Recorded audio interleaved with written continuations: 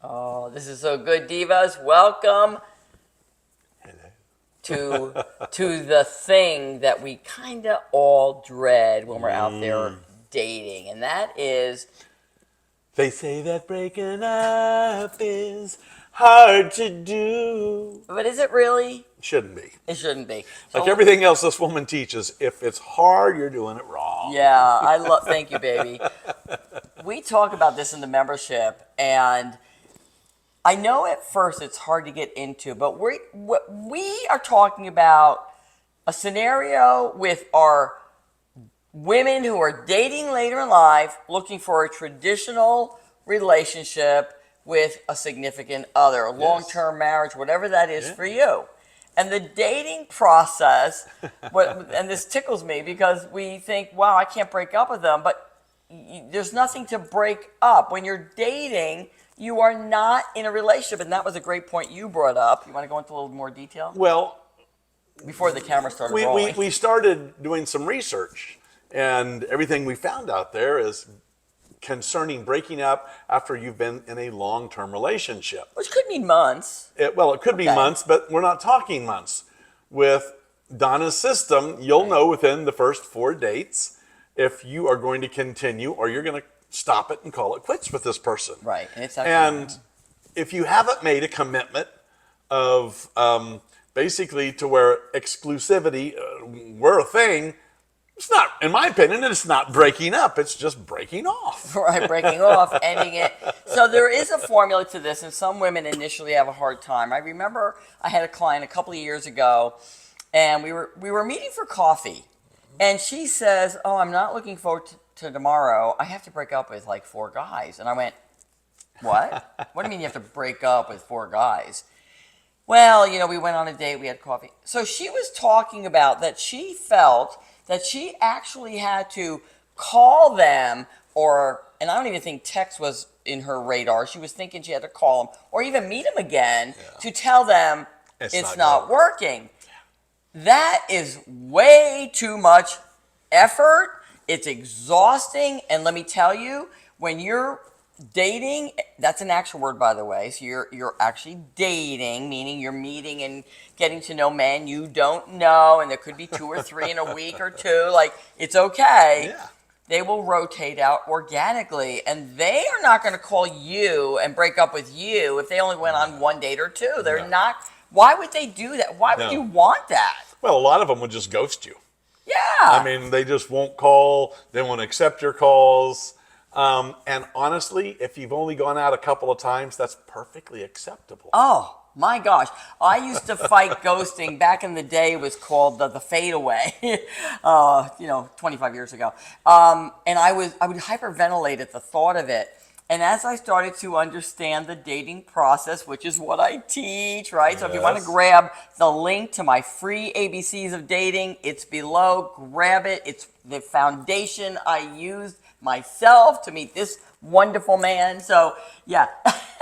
So why would you want to make so much effort into something that's supposed to be fun and enjoyable? Yeah.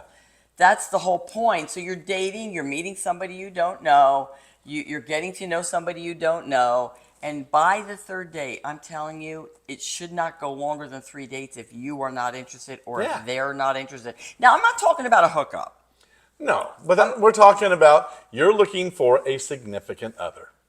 You meet somebody. He asks you out on a date. That's right. You go out on a date. And the first date, honestly, it wasn't that impressive, but you're thinking to yourself, you know what? He really hasn't been dating for 20 years. He's a little rusty. I'm going to give him another chance. Donna actually would probably say, yes, give him another chance. Yeah, why not? I kind of gave you a chance because you were rusty. You go out on the 2nd date, and it's better. It's better. But then you go out on the 3rd date, and you know it's a little better, but it shouldn't be getting a little better. It should be to where there's some sparks, or there should be a connection of some sort, and there's none. Yeah. There's no connection here, and you know that you're not on the same page after the discussion on the 3rd date. And he's talking about wanting to travel. In your mind, you don't like travel. like Donna, she's not a traveler, but that's not who you're looking to hook up with for the remainder of your life. Why? Because you don't want to travel. You're not on the same page. It has nothing to do whether he's a good guy or he's not a good guy. It has everything to do with you're not on the same page. Right, 0. So here, let's say now, if you're following my formula, you should be dating multiple men at the same time. You should. I'm not telling you that you have to sleep with them. I'm telling you that you're accepting dates from men where there's great potential. You think you might be on the same page, and you're going to find out very quickly that you are not. Yes. Or if you find out very quickly you're not, what do?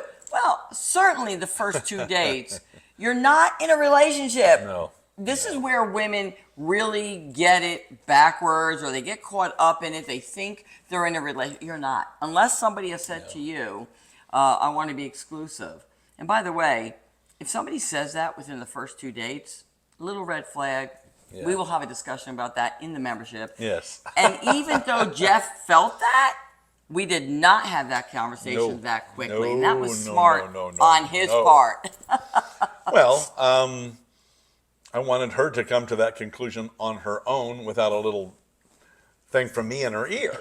Yeah, right. And she did. Yeah. And here we are in the happily ever after. Right. But getting back to the breakup, it would if Jeff and I were not on the same page, and he reached out to me for a 3rd date, and I was not interested, I would not have answered the text.